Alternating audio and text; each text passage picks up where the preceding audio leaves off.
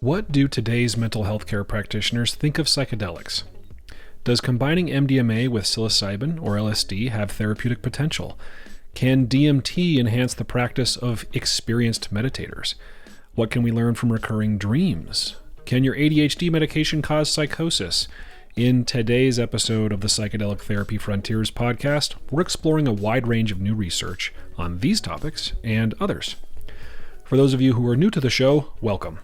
Psychedelic Therapy Frontiers is brought to you by Numinus and is hosted by me, Dr. Steve Thayer, and my co-host, Dr. Reid Robison. Just a few announcements for you before we get into the episode. If you are looking for professional training pursuant to becoming a psychedelic-assisted practitioner, you can check out the courses we offer here at Numinus. Click on the link in the show notes or go directly to numinus.com/training, and you can use the code PTF10 for 10% off selected trainings. If you've listened to the show for a while, you've likely heard Reid and I talk about the psychedelic clinical trial work that Numinus does. We, in fact, talk about that in today's episode. If you or someone you know is interested in being a participant in a psychedelic clinical trial, you can click on the link in the show notes or go directly to numinus.com/research, where you can learn more about the trials we're currently running. If you'd like to support our show, you can do so by leaving us a rating or review in places like Apple Podcasts or Spotify. If you're watching on YouTube, please like the video, subscribe to the channel, leave a comment below, and if you found today's episode interesting, please share it with somebody you think might enjoy it. Without further delay, here is today's episode. All right, Reid, we're going to talk about some studies today. Kind of a random sampling. We'll go over a couple of different fun topics. Hopefully not too boring. Hopefully not too boring. Did I just sing on the podcast? It was lovely. We need to do more, or probably less of that. We'll poll the listeners. A new opening jingle, perhaps. That'd be funny. If our new jingle is us singing, that's a great way to get more viewers. Yeah. Tell your friends. Let's blow this up. Well, I stumbled across this survey from Sermo. It's an online physician and mental health provider survey of what people think of psychedelics being legalized and used in mental health practice. And at least these 430 plus mental health practitioners are excited about it.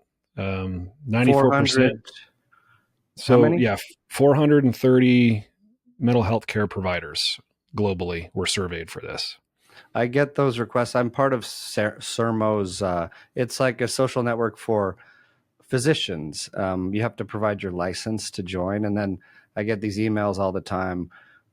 Take a survey for $20 or whatever. Yeah. This was published in Business Wire. But yeah, of the 430, we got 94% would be open to integrating psychedelics into their practice. So what do you think of a study published in Business Wire by way of press release? Because I'm just still forming my opinion as well. Like sometimes a company will release their survey data that way. And it seems like Sermo is a great organization with the data to be able to do that. And like it could be and probably is part of their mission to share good information. And but you can see how there could be examples of bias of like our supplement shown to reduce all your ailments by 99%. Yeah, it's a good point.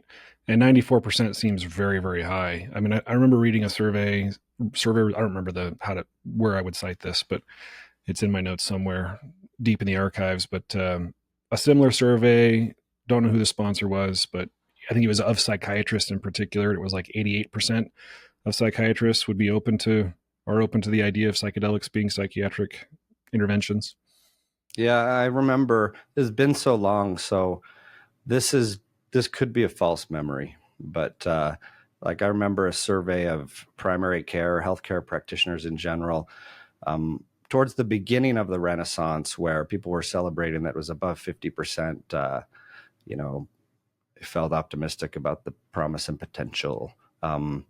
And that was a broader group. So I guess these numbers do make sense. And what still puzzles me is on a regular basis, including this week, I regularly hear clients sharing how their prescriber wasn't open to their questions or interest or pursuit of psychedelics.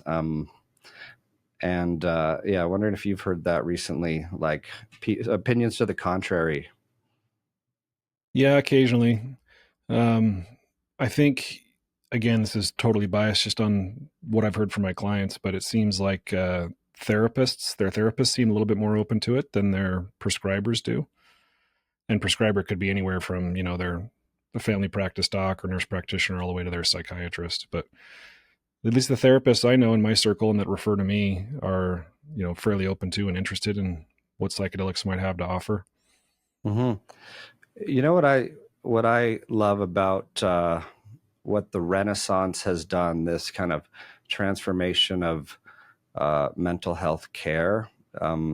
With the arrival of like ketamine assisted psychotherapy and, the imminent, hopefully one day before long, eventually approval of a psychedelic medicine by the FDA.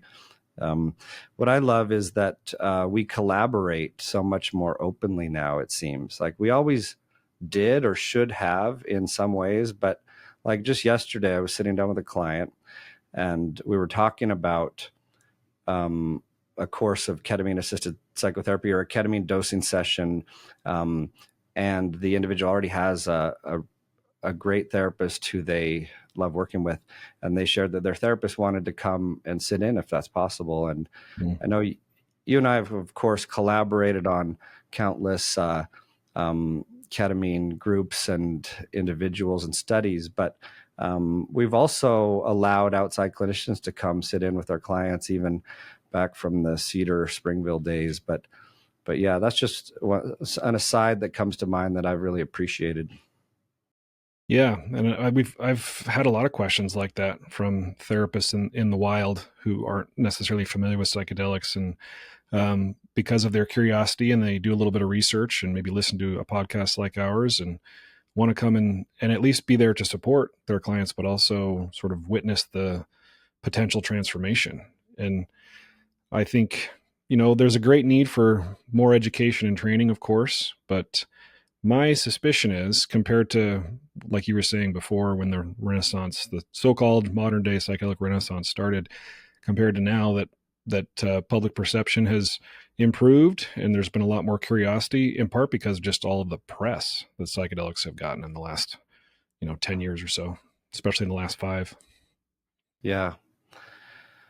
I had another thought. I was giving a webinar recently for Center for Change about psychedelics and eating disorders, kind of an annual thing I do. And at the end, someone asked a really good question that I think is relevant to mention here, because it was like, cool, but how do I use this information? Like, really, like what can I do with this as a therapist working um, with clients in the community?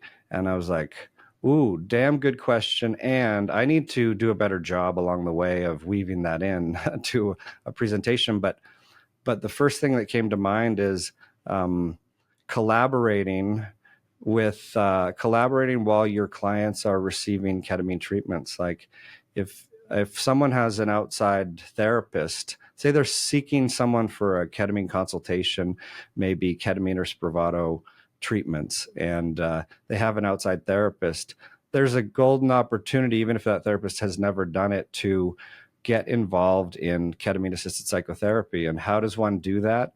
Take a basic training course somewhere. There are an introductory anything. There are fundamentals of psychedelic assisted psychotherapy courses all over, including ones we offer at Numinus. So get familiar and talk to the treating clinician and collaborate. I think it's such a helpful thing for the client as well.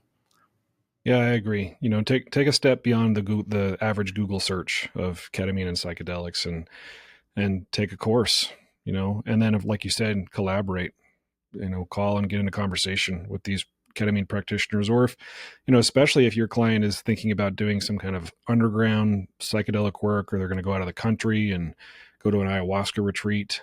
I think it's important, if you want to support them, or maybe even provide harm reduction education, that you get some of that info. Yeah, and then one more little like soapbox thing, then I'll step off this is seek out a supervisor or supervision group. Like Mm. didactics are one thing, um, but they're just a little thing, right? The where the rubber really meets the road is when working with clients and like, oh, I didn't know I might encounter this, or what do I do with this puzzling situation? Right. Yeah, it's good advice. Cool. Well, anything else on that study? No, just yeah, like I said, simple survey study that it was encouraging, even if it was biased. I imagine that the interest is at least above 50% generally, would be my guess. But yeah, Can that's I all on that one. can I throw a depressing study right back at you? Oh wow, not a Just study for on depression, but a depressing study. yeah, yep, depressing study. No, it's a reminder to be cautious out there, be careful out there. I'll read you the study title. Trends in hallucinogen associated emergency department visits and hospitalizations in California, USA from 2016 to 2022. Hmm. What do you think? What do you think we might find in the findings section here? Trends going up, perhaps. Yeah. So if you dig into the original Renaissance 1.0, OG Renaissance, whatever it's called, um, when these things became Schedule One, like leading up to say 1970-ish, legislation was like a massive uptick in ER visits because people were like, you would go to say a big concert, um, and everyone would be on LSD, or it would be like given out freely. And you could imagine, like, with the rate of difficult experiences that we expect, set and setting matters, intention matters, the container matters, and like you suggest, like you're hypothesizing, psychedelic related ER visits increased by 54% in those years.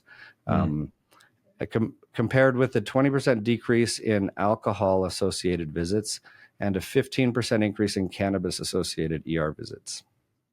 Interesting.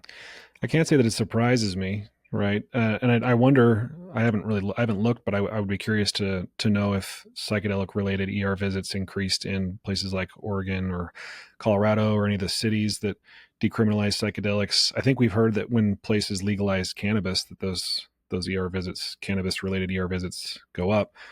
And I wonder if there's any data on the nature of the ER visit, because my guess would be it's not like people are having actual medical complications, that it's more fear and paranoia and sort of the psychological variables.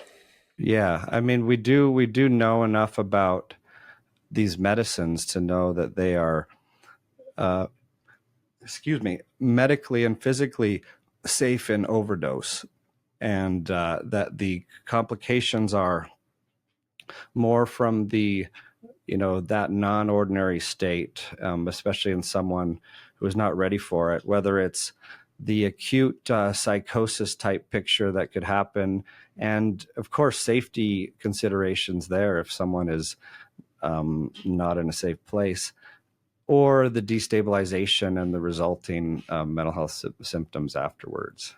Right. And then, of course, there are those cases like with the example you gave where people are using LSD that's being handed out at a concert. I guess there's, you run the risk of it being contaminated with other things that would cause a medical emergency, or people are on lithium or something like that. And, combining it with a psychedelic does become dangerous. Yeah. And you mentioned Oregon and Colorado and decrim. Did you hear about the in Oregon maybe a month ago, the rolling back or the ending of the decrim legislation making possession a crime again? I did hear about that. I don't know the details though. Yeah, it's like um, I think this was just a month ago, but the measure back from 2020 that decriminalized possession, I guess, came back into effect, passed by 50 some percent of voters, making it punishable by, well, I don't want to speak to the details because I don't have like the best sources here, but yeah, it's just interesting. I know those things tend to happen, kind of laws run out on their timeline and different people take office and whatever, but yeah, it's not a one and done kind of thing when a city takes certain steps. Yeah, these are nuanced, complicated conversations around legalization or decriminalization or medicalization, FDA approval. And there are advocates for each kind and detractors and concerned parties, understandably concerned with each path and avenue, strengths and weaknesses. So, again, I can't say that I'm terribly surprised, but yeah, we'll see. We'll see how things go as legislation in other places continues to learn from the people who were doing it first and pass different Yeah. types of legislation. And because of this kind of changing or turning back to closer to how it was, people are discussing, okay, what do we do about the problem of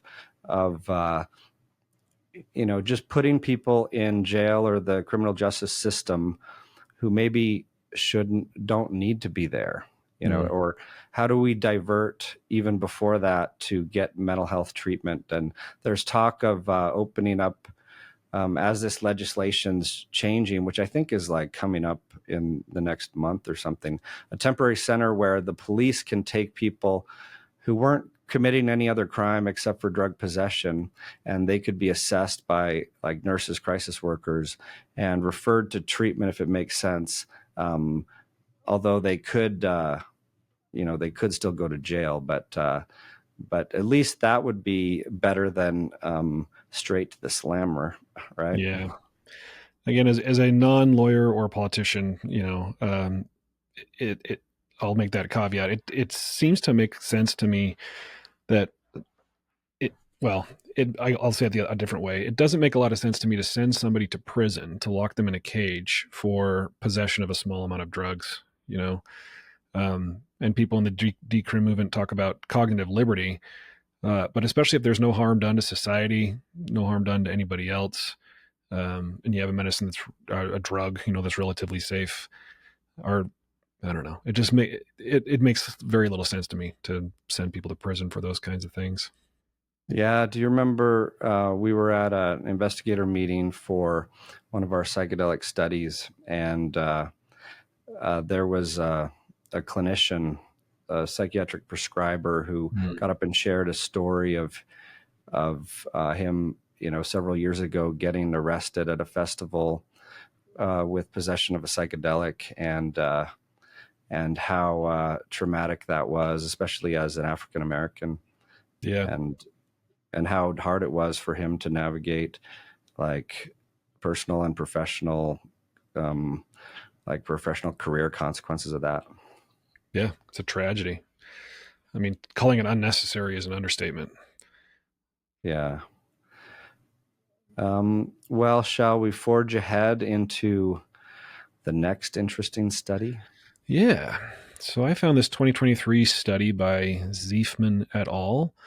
The title is Co-Use of MDMA with Psilocybin or LSD may buffer against challenging experiences and enhance positive experiences.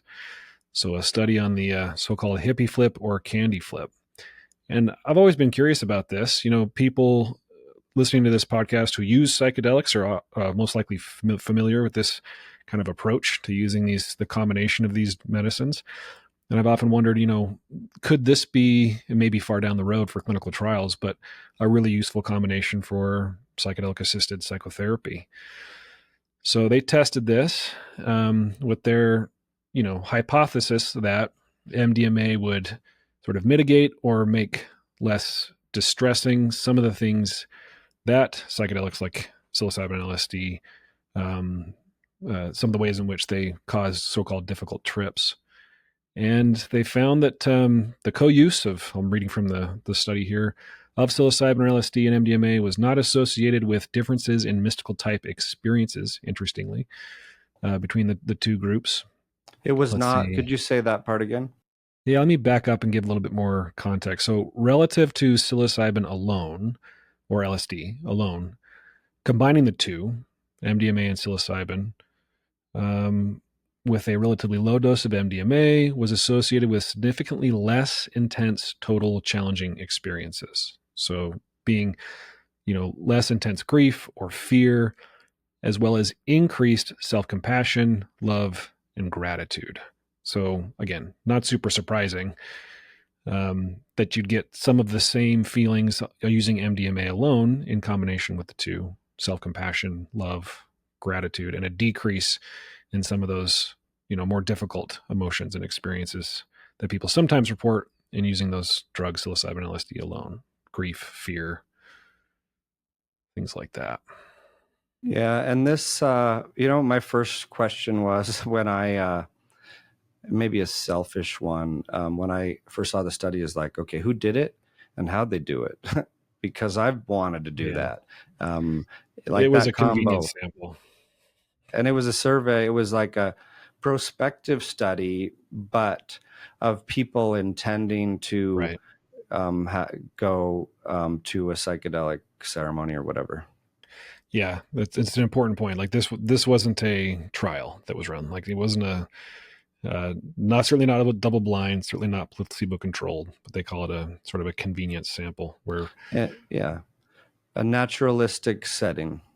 mm-hmm. Which is great. Like we've got a like I'm sitting in our clinical trials clinic in Draper, Utah. We have a psilocybin dosing going on today, and I'm not, of course, a facilitator in the room, but I'm the psychiatrist on duty, and this is the opposite of a naturalistic setting, meaning we refine it to as focused target population, as clean as a sample as possible, meaning like depression and very little else kind of thing. So it is hard to get into a study in terms of qualifying for that reason and getting off meds and all that. I think that would be interesting to talk about in more depth one of these days on here, just the experience of being in a trial. Yeah. Yeah, and when you do sort of prospective, naturalistic convenience samples, there's a lot of noise in the data, kind of like you're implying. When we have these more controlled environments, we're trying to control for variables that could result in confounds that would make interpreting the data difficult. So when you're doing a prospective convenience sample, you want as large a sample size as possible so that you can sort of, by statistical analysis, weed out some of those confounding variables. And this study was not large. It was, I think, an N of 27. So, let's see. A sample size of 698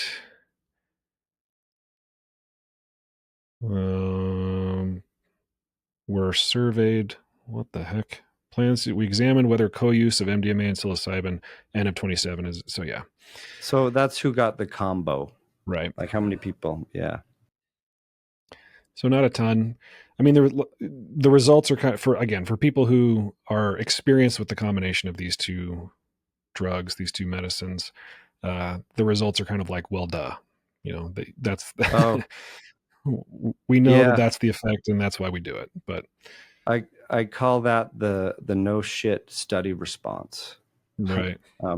But it's interesting because there are some extreme examples of that, of like, oh, did you really need to do the study? Yes, and thank you for doing the study.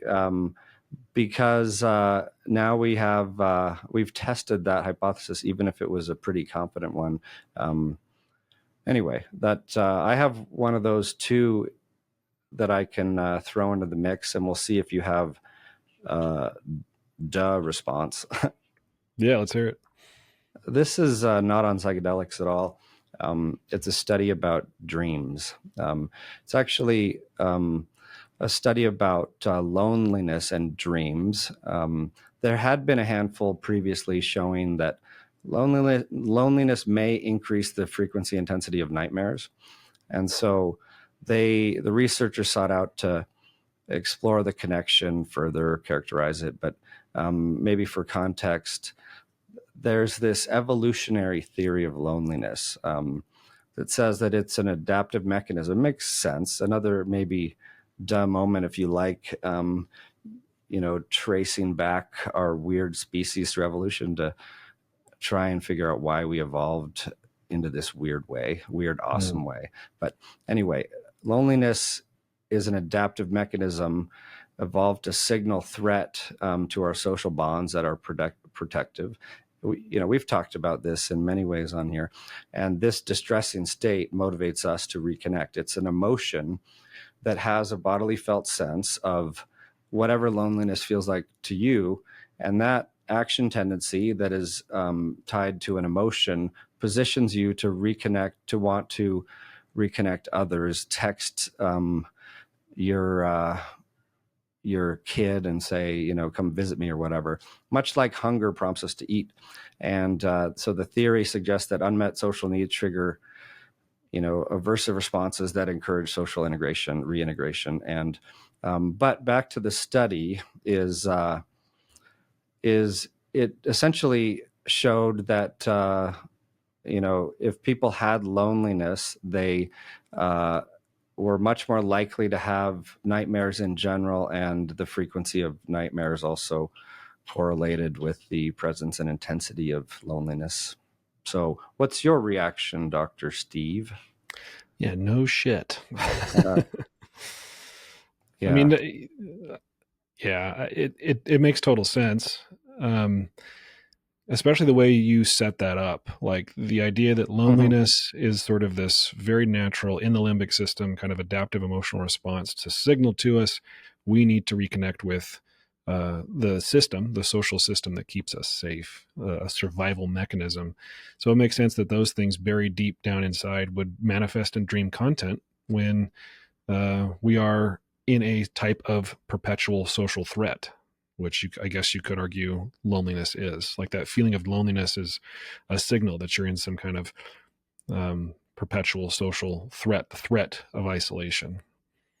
Yeah, and what I liked about the study is because I'm a bit of a rating scale junkie. I like to use them personally and professionally to get a 360 view of something. But they not only measured, it was a survey study, like questionnaires, but they not only measured loneliness, like with the UCLA loneliness scale, I think it's called, but they also used the hyperarousal scale, measuring your level of alertness at baseline and sensitivity to stimuli.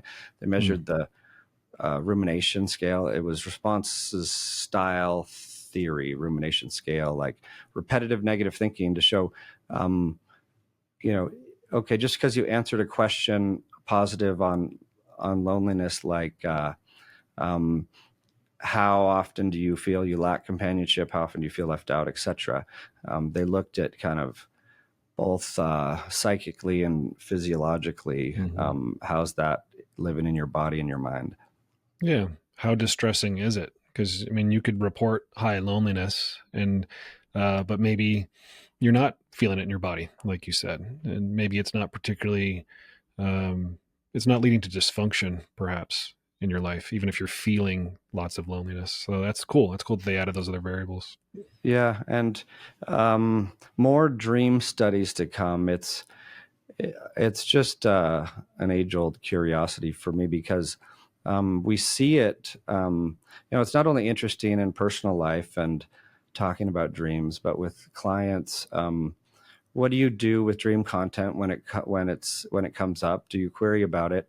And do you use nightmares the same way? Like, it seems like some people are presenting with nightmares as a symptom of clinical concern, and we use certain medicines to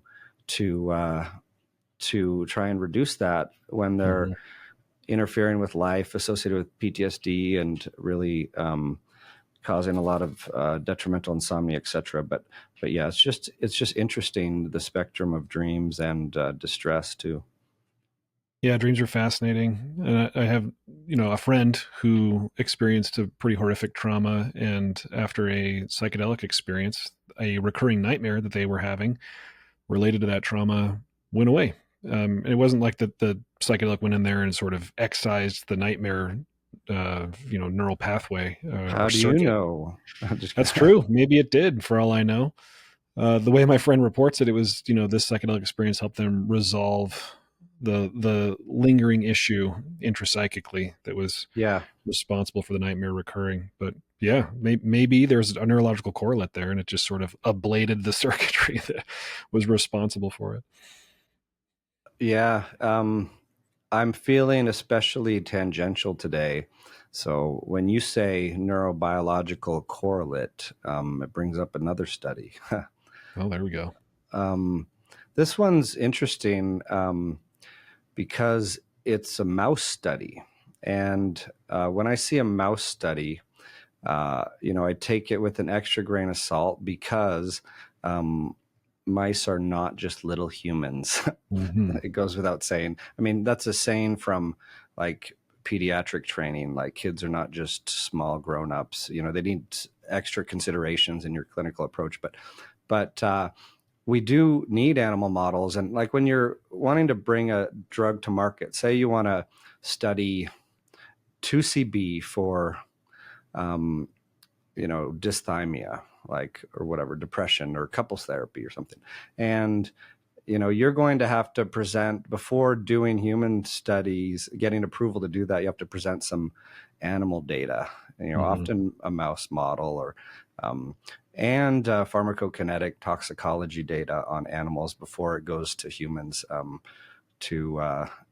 because of the ethics of doing research. Anyway, this study, I can just read the title and then that's probably enough. And I'll let you take it from there. But psilocybin-induced default mode network hypoconnectivity is blunted in alcohol-dependent rats. Interesting. So, yeah, how do you interpret that fairly pedantic title? So, the thing that psilocybin does, right, downregulating the default mode network, is blunted in alcohol-dependent rats? Yeah. Interesting. Yeah. So, which means like there are a number of studies that have been done and are being done. There was a big one that made a big splash on psilocybin for alcohol use disorder, within the last year or so, and a growing amount of evidence. Back from the 60s, there are a number of studies and thousands of cases in these studies of LSD for alcohol use disorder, for example. But now we're getting into the thick of it, right? Of, if this works, how does it work? And who does it work for? And who does it not work for and why? And this comes up in ketamine treatment. Like I get asked this all the time when I'm like talking to clinics about ketamine and Spravato, for example, is, okay, so how do you use a controlled substance tool like ketamine for people with substance use disorders because of the risk of addiction? And, one thing that comes to mind that I think is relevant to this study is ideally you're getting someone off the substance before proceeding. They do this with Ibogaine, like Dr. Bruno shared in that old episode on our podcast about Ibogaine. We do that. Like we're not going to give someone ketamine in the throes of a massive 20 beer a day binge where there's still blood alcohol in their system by the time they show up for their dosing, right? So we don't know the answer to that question of, one, does this apply to humans? And two, how long does this last, especially in humans, like the blunting? But in this study, one thing, like the last line in the abstract says, our data suggests that a clinical standard dose of psilocybin may not be sufficient to treat severe AUD, alcohol use disorder cases, a finding that should be considered for future clinical trials. Yeah, but doesn't that sort of assume that the therapeutic effect of psilocybin is just the downregulation of the default mode? I mean, it's probably doing other things in there too, right? Good point. Yeah, good point. And those other things are either less studied or harder to study and pinpoint, less understood. Even the default mode network, the mechanism of any CNS drug usually has a disclaimer of, we don't know everything about how this works. Right. Yeah, your mentioning of the animal models kind of made me chuckle that we just got back from an investigator meeting for a study that we're doing. And in there, they were talking about some animal models for this psychedelic, and there was mice and dogs, I think. And I just reading across the slide in the meeting, and one of the reported sort of findings was that dogs. It was observed that dogs engaged in excessive drooling and staring, and I just thought it was funny to think of a dog on a shit ton of LSD just sort of staring in the distance. As much compassion as I have for those dogs, I have a lovely dog myself. In fact, just like 2-3 weeks ago, a study was published on LSD for autism. Like LSD promotes social behavior via a protein that is linked to autism in dogs. And that's one challenge of an animal model. One of many is, traditionally you might have a knockout mouse where you knock out a gene responsible for a certain thing, creating a phenotype or expression of that thing. But in mental health conditions, these are complex multi-gene conditions with other factors at play. And so it's not so simple to just there are depression models. There are non-knockout models like the forced swim test in mice. How long will they fight for life and things like that. These really old and studied a zillion times kind of paradigms that are the best we've gotten to so far on an animal model, and not perfect still. Yeah, I remember reading that sort of headline and just thinking they found dogs on the autism spectrum. I was so confused. Yeah, so it was so this was okay, what was the dog model? Because this was following up on a finding that had been seen in mice. And I think they were more looking at this protein that had been associated, like this mTOR-C1. Right. It's thought to be a mediator of the behavioral effects of LSD and relevant in autism. And the serotonin receptor connection. But anyway, I digress. We won't go too far down that rabbit hole because I have some other studies to get your reaction on, Steve. Well, I've got one more, so let me feed you that one. And then with a little bit of time we have left, we'll see what you got. So this one is Melling et al. Meditating on Psychedelics, a randomized placebo-controlled study of DMT and harmine in a mindfulness retreat. So basically, this one was a double-blind placebo-controlled trial where they got experienced meditators, invited them to a 3-day meditation retreat in Switzerland, I think. Pharmawaska, you would call that. Right. So they've got synthetic DMT and some kind of harmine, MAOI, to replicate what is present in ayahuasca, right? Whereas ayahuasca is usually the combination of a leaf and a vine. I wrote it down because I always forget. So there's sort of the Banisteriopsis copy and you can correct me if I got this wrong. The harmine, it has the harmine, right? It has the MAOI in there. And then it's combined with something like Psychotria viridis, which has the DMT. That's like chacruna or yahe or these other leaves. You can also find the harmine in Syrian rue as one of the other kind of notable ones. Not that I'm recommending you go find harmine, and not that harmine is illegal by itself. And MAOIs we use very cautiously for depression, the old school treatments that work better than new school treatments, but are harder to use. Right. Yeah. So for this one, they, like I said, double-blind, placebo-controlled. They had a placebo arm and an active "quote unquote" study drug, and found that they measured participants' level of mindfulness, compassion, insight, transcendence, before, during, and after the meditation group retreat. So they showed up for day one, did some meditation, and then on day 2 was the drug administration day. And they did, I think they gave it to them 4 different times throughout the day. Tablets containing 30 milligrams of DMT and 30 milligrams of harmine, and were administered in 4 increments every 30 minutes, resulting in a total dosage of 120 milligrams. There's more info there for those who are interested on the specifics of the dosing, but thought it was an interesting way to explore psychedelics effect on practiced meditators. So the results Yeah. being that compared to meditation with a placebo, the meditators who received DMT uh, self-attributed greater levels of mystical type experiences, non-dual awareness, and emotional breakthrough during the acute substance effect. No shit. Yeah, right. What might meditators experience if they try to meditate on a psychedelic? But at 1 month follow up, the meditators who received DMT rated their experience as significantly more personally meaningful, spiritually significant, and well being enhancing than Mm. meditators who got placebo. So, again, not too surprising, but these are not, they actually screened out people with psychiatric illness or mental health concerns. So these are so called, healthy normals. Not that I love that term, but and experienced meditators. And so they still experience some of those things we see in clinical trials for people who are struggling. Yeah, that's a cool study. Cool that they could do it. I know, right?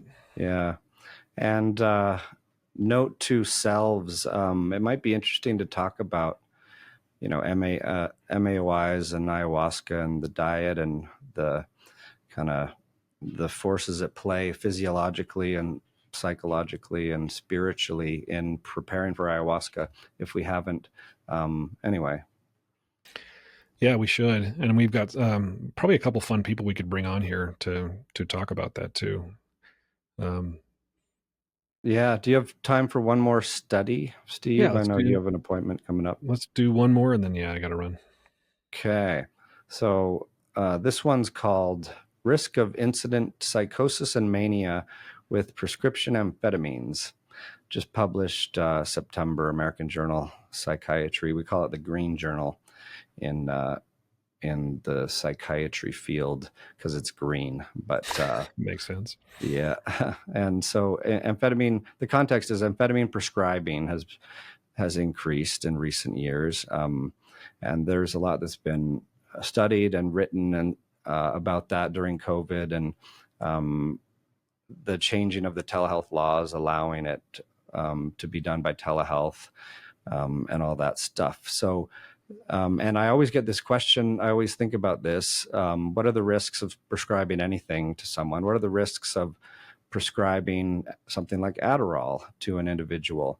And so they looked at like 1,000 and some odd cases, almost 3,000 controls, and computed the odds of psychosis and mania, and found that it was increased in individuals who had an active, they were looking at the past month, had an active prescription past month for an amphetamine, and they saw a dose response relationship. So high doses, more than 30 milligrams of like dextroamphetamine equivalent, was increased your odds of having psychosis or mania fivefold. Mm. And past month methylphenidate use, Ritalin, was not associated with an increased odds of psychosis or mania. Interesting. There's enough of a Yeah. difference between those two medication classes.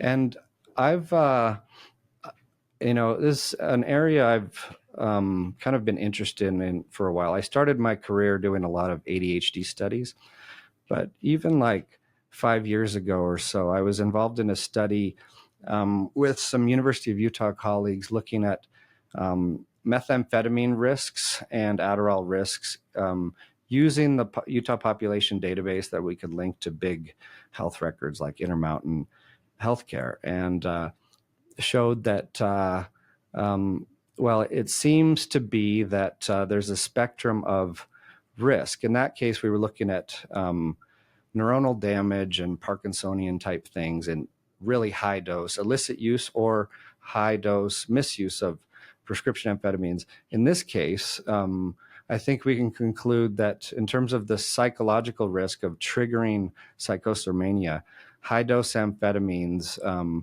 do present an increased risk. This is a rare thing. It doesn't mean like fivefold means it's increasing the the odds that are a very low percentage to begin with, but it does increase.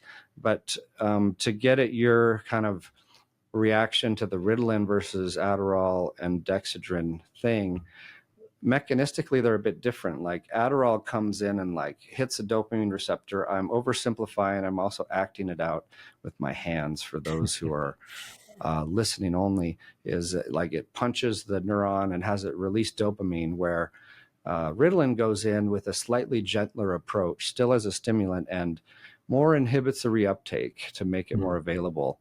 And so I've always kind of held this kind of assumption based on like animal studies and other data that, over the long term, especially in doses beyond what are typically prescribed, Ritalin is safer than Adderall, but both could be damaging and problematic long term if used excessively. So anyway, that's the last study we've got time for. Any thoughts or reactions to that? Fascinating. I did not know that about the differences between the two. So hopefully everybody learned something today, and we'll be back next week with another fresh episode of PTF. Thanks, Reid. Super fresh. Okay, see you later. Psychedelic Therapy Frontiers is brought to you by Numinus, a mental wellness company committed to tackling the global mental health crisis by delivering best-in-class psychedelic-assisted therapies, contributing to the body of primary and clinical psychedelic research, and fostering healing through community connection and social responsibility. You can learn more about Numinus at numinus.com. That's Numinus.com.